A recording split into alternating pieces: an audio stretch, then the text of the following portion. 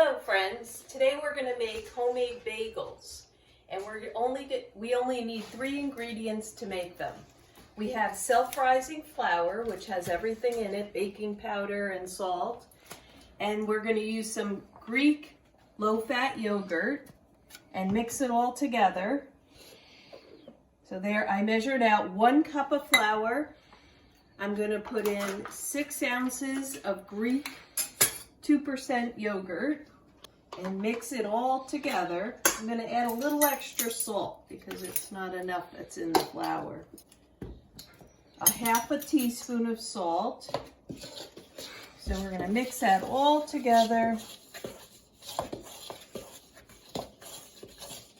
And this is what we're using for our bagels.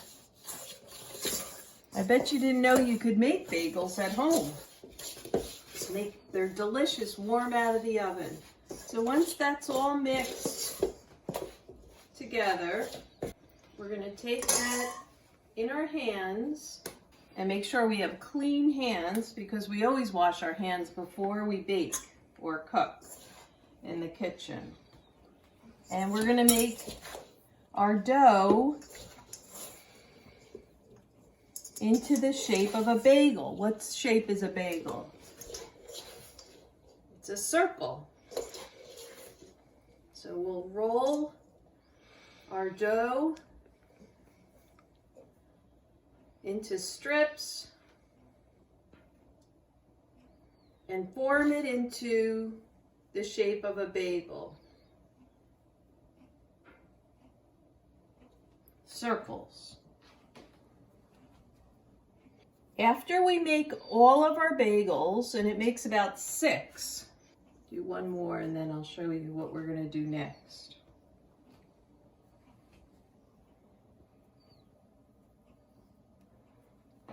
We're going to get a cooking paintbrush and paint some milk on top.